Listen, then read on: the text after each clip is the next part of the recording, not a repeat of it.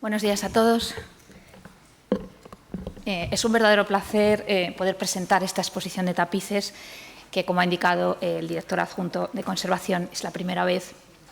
que de manera monográfica este tipo de obras se exhiben en el museo.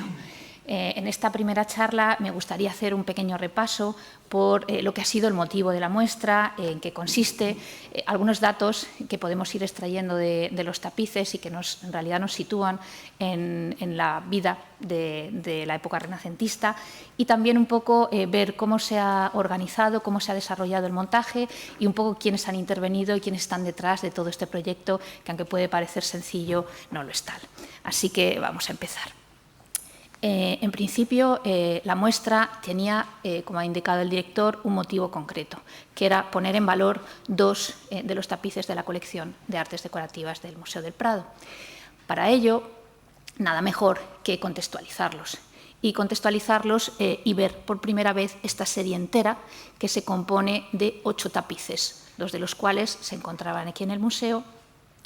y que se habían dispersado por herencia en el año 1909 procedentes de la Casa Ducal de Medinaceli. Desde entonces nunca se habían vuelto a ver juntos y alguno incluso no se había vuelto a ver.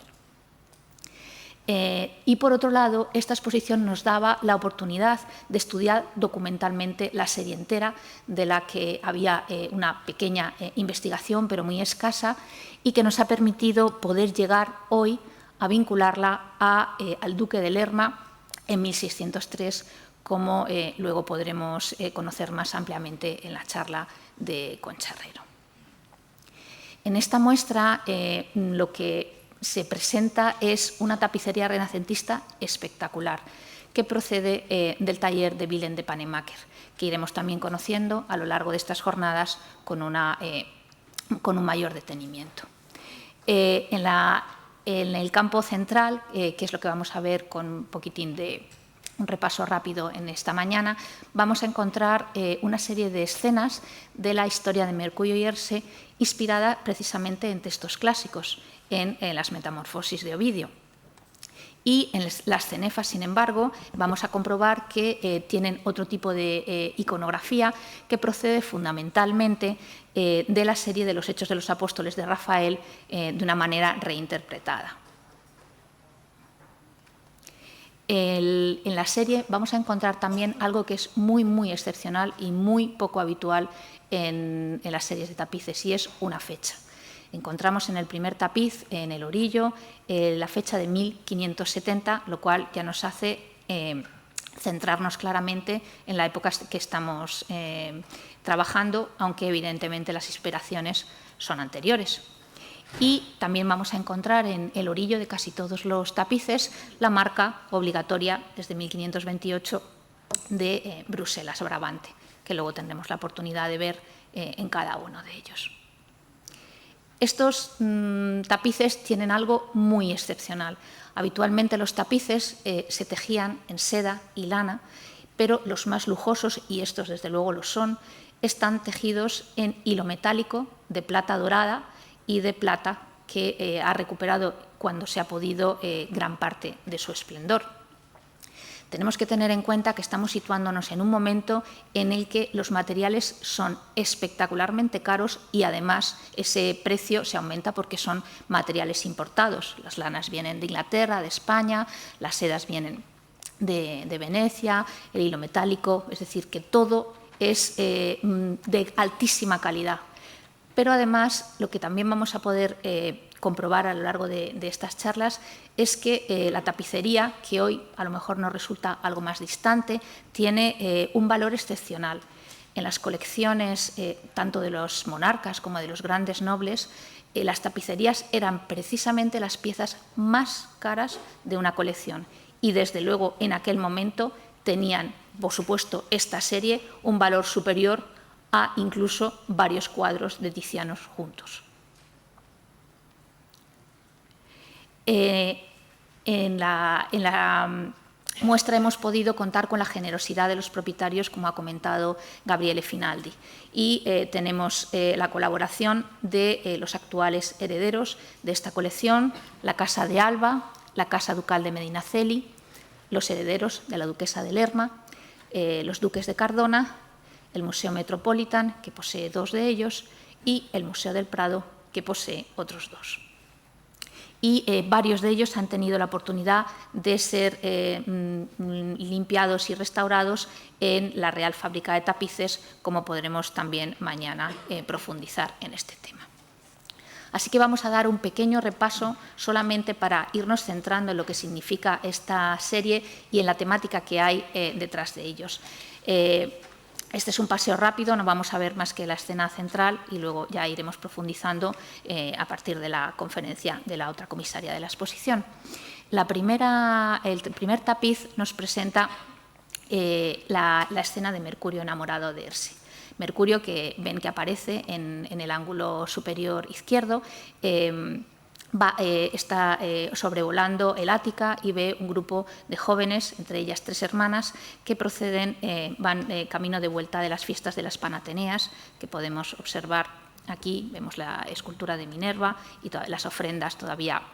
humeantes y el templo en el que ha tenido lugar. Y este conjunto de jóvenes que vuelven. Y reconocemos a Mercurio muy fácilmente porque tiene sus atributos, el caduceo, el pétaso, el sombrero alado, las talares aladas, y sobrevolando el Ática ve a estas 3 hermanas y se enamora de una de ellas, de Erse, a la que vamos a reconocer siempre por este traje de brocado en rojo. Y, lógicamente, baja para enamorarla. En la siguiente escena, en el tapiz que es propiedad del Museo del Prado, porque fue legado por la duquesa de Tarifa en 1934, vemos cómo ya Mercurio ha bajado y ya pasea con Erse, con el grupo que continúa detrás de ellos, y se dirigen a este palacio, que es el palacio del padre de Erse, que es el rey de Atenas, y Cécrope le espera en el interior, y también la madre, que se ve aquí en una ventanita que asoma lejanamente. Vemos que estamos ante un palacio renacentista de gran lujo también. En esta escena de enamorados, lógicamente, Mercurio quiere acceder al espacio interior, y en el tercer tapiz podemos contemplar cómo ya están dentro del espacio del palacio y Mercurio intenta entrar en las habitaciones privadas de las hermanas. Vemos a la hermana pequeña, Pandroso, aquí a la derecha, que parece ya prácticamente sin vestir, puesto que se trata de los espacios privados, y vemos a Erse, que se asoma al balcón. Pero encontramos a la otra hermana, en primer lugar, a Glauro, que detiene a Mercurio, que intenta subir a las escaleras para acceder a ese espacio privado. Y a Glauro le dice: no me moveré de aquí hasta que tú me pagues por dejarte pasar a ver a mi hermana. Es decir, que estamos viendo cómo vamos a ir materializando los vicios y los defectos, en este caso la avaricia. Esto, lógicamente, no solamente enfada a Mercurio, sino sobre todo enfada a Minerva, que la vemos aquí muy alterada, por esta actitud de Aglauro, y porque además ya le guardaba de otra historia anterior pues una amenaza de un castigo a Aglauro. Aunque Aglauro se porta de esta manera, sin embargo, el padre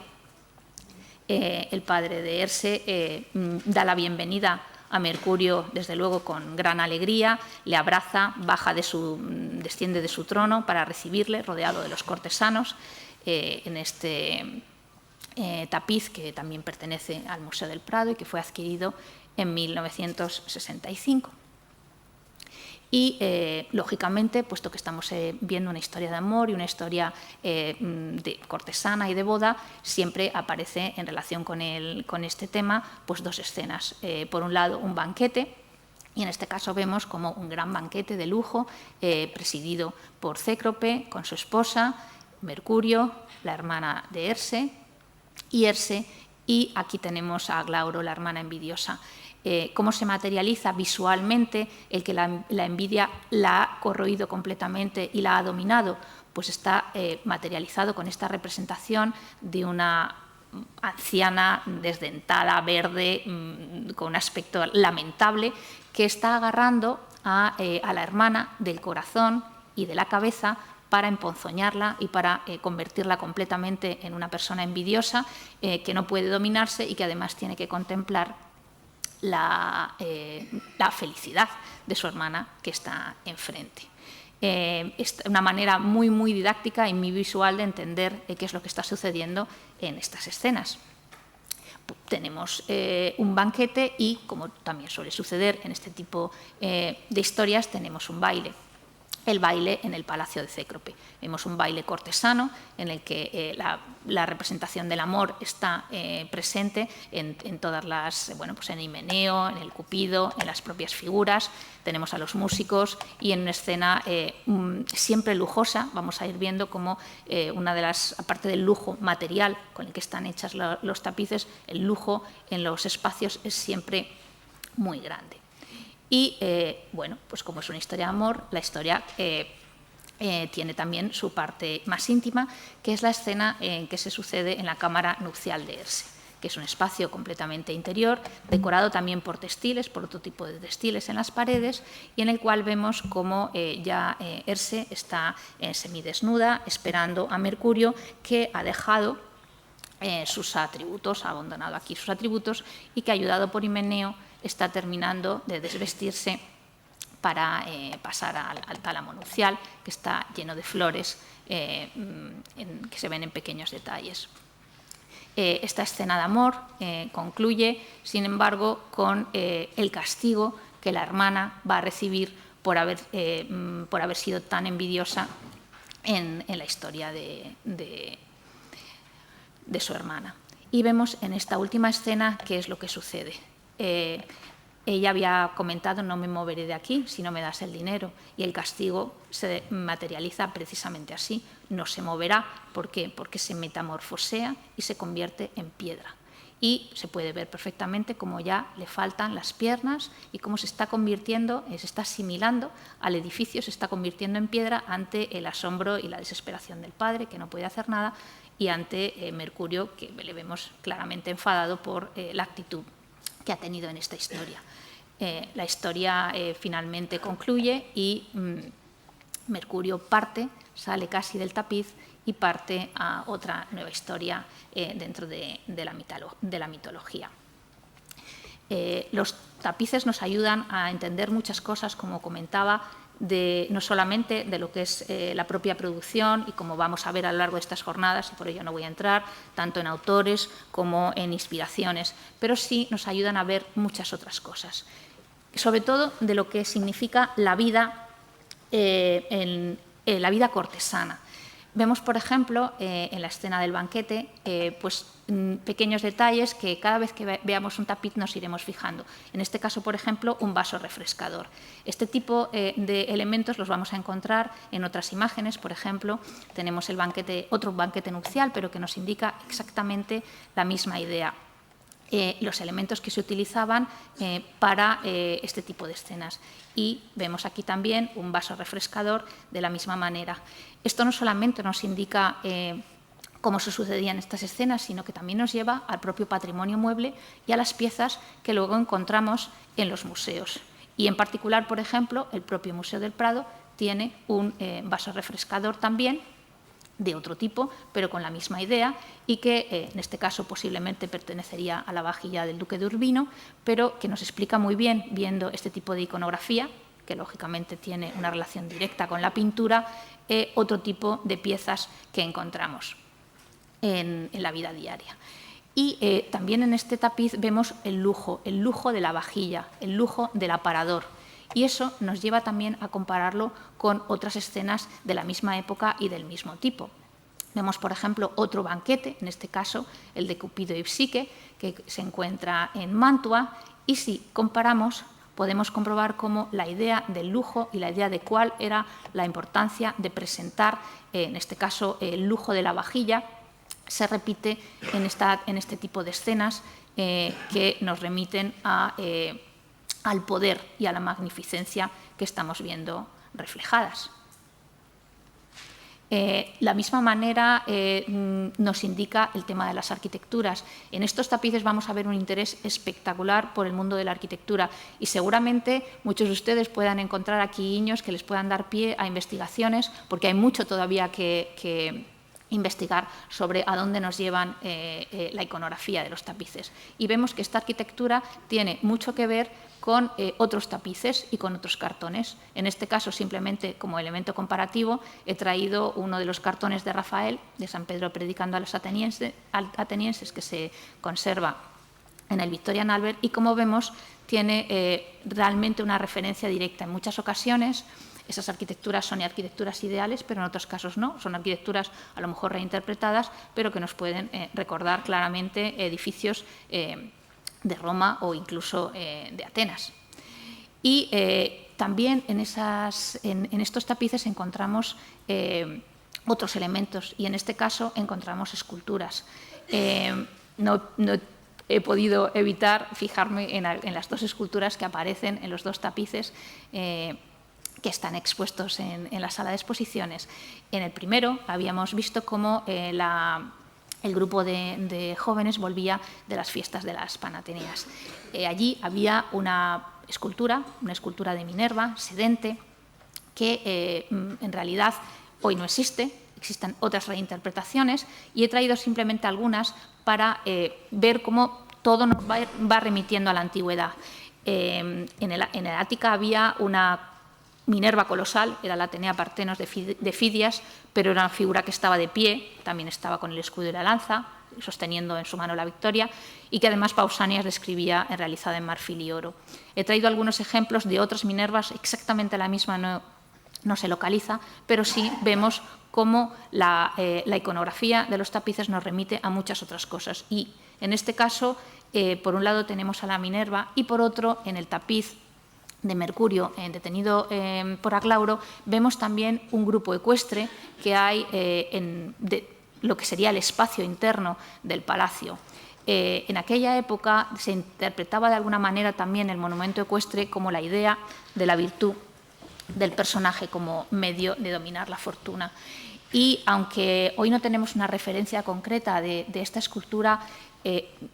como hipótesis podríamos decir, yo creo que esto fue en realidad un homenaje que el propio cartonista hizo a su maestro y al entorno de su maestro, que fue Leonardo. Si vemos este detalle ampliado de la escultura, vemos que se trata de una escultura ecuestre de un caballo en corbeta muy alterado y con una figura que está siendo dominada. Y conocemos dibujos, en este caso vemos dibujos para el monumento al mariscal Tribulcio, que se corresponden a un grupo escultórico que se hizo en Escayola, pero que la Escayola fue destruida y que no pasó a realizarse en material definitivo. Estos detalles de los caballos nos hacen ver realmente que hay una relación muy directa con los intereses que tenía Leonardo muchos años antes, que seguramente es uno de los maestros del cartonista, como vamos a ver más en profundidad, pero vemos que este tipo de trabajos nos ayudan a entender cuál era el interés, tanto en estos dibujos para el monumento como posiblemente que puede que fuera un boceto de Leonardo para el monumento ecuestre a Francesco Sforza. En realidad, si vemos las pinturas tanto de Leonardo como de Rafael, como del entorno, vemos que este tipo de composiciones de alguna manera se repiten, evidentemente con conceptos diferentes, como en el caso del San Jorge y el Dragón o como en el caso de la batalla de Zama, pero sí creo que en realidad fue un homenaje al maestro, porque de hecho sabemos que una escultura en corbeta de este tipo en bronce no se pudo realizar de manera definitiva hasta el siglo XVII. No conocemos ningún monumento del siglo XVI con este planteamiento tan complicado, sobre todo a la hora de la fundición. Y bueno, pues en esa relación con el mundo del caballo y particularmente en este magnífico retrato ecuestre del duque de Lerma, creo que tenemos también una relación que en el caso de la exposición tiene que ver en realidad como un homenaje al duque, puesto que, como vamos a ver más adelante, y la documentación nos ha permitido vincular esta colección en 1603 al duque. Y precisamente este cuadro que posee el Museo del Prado es exactamente del mismo año, de 1603, en que Rubens pinta el retrato del duque y que pasa a las colecciones del museo. No voy a entrar en detalles de mayor profundidad, puesto que los especialistas lo irán haciendo, y solamente un guiño al hecho de que las cenefas, que tienen también una historia muy importante, en realidad los cartonistas utilizan inspiraciones anteriores. Y he traído simplemente dos, que luego veremos con más detenimiento, pero para fijarnos en cómo se reutilizan las iconografías. En este caso estamos viendo un tapiz de Rafael de la pesca milagrosa y vemos en la cenefa de abajo el mito de Prometeo. Prometeo que está esculpiendo la escultura, como le está robando el fuego para convertirla en un ser. Si hacemos una comparación con el tapiz de la bienvenida que da el rey Cécrope a Mercurio y nos fijamos, vemos que la cenefa repite exactamente el mismo modelo. De la misma manera podemos ver, en el caso de la curación de los lisiados, es solamente un guiño, las estaciones en las cenefas de caída, y si se fijan podemos ver cómo exactamente está repitiendo la misma iconografía en las cenefas. Hablábamos del montaje. El montaje de los tapices es un montaje complicado. El momento clave es rápido, pero el proceso es largo y normalmente todos los que tenemos en el museo y los que se han ido trayendo han ido llegando en este tipo de embalajes, en rulos, que es la manera de conservarlos adecuadamente y de poderlos trasladar de la manera más profesional. El espacio de desplegar y montar estos tapices es siempre necesariamente amplio y el despliegue es un proceso lento, de mucho cuidado y con mucha gente implicada, dado el peso y dado el formato de los tapices. En el caso del montaje de esta exposición y en muchos otros casos, hoy afortunadamente, aunque estamos hablando de piezas de gran formato y de mucho peso, tienen un sistema que hace que sea mucho más ligero el montaje y el diseño de cómo van a poderse colgar. La idea fundamental es utilizar el mal menor, que es el velcro, un velcro doble que se pone en la parte superior de los tapices y que se fija a un listón. Y ese listón va a tener se va a fijar con unas arandelas para utilizar una polea en la parte superior y poder izarlos de una manera rápida. El proceso, ya digo, que es lento y no es fácil porque hay que hacerlo con muchísimo mimo y con muchísimo cuidado, pero el resultado realmente es rápido desde el momento en que ya has fijado al listón las arandelas, aunque ya has fijado las poleas en la parte superior y en que tú ya puedes izar tirando simplemente a través del sistema de poleas del tapiz para fijarlo. Una vez que el tapiz está izado, lo que hay que hacer es fijarlo a la pared. En este caso está fijado con un sistema diríamos, de macho-hembra, como una gran hembrilla que encaja en la parte posterior del listón a la pared. Una vez que el tapiz se ha encajado, la polea se desmonta, se quita y el resultado del montaje es limpio y para ello, evidentemente, hace falta mucha gente y es importante que sea un trabajo en equipo.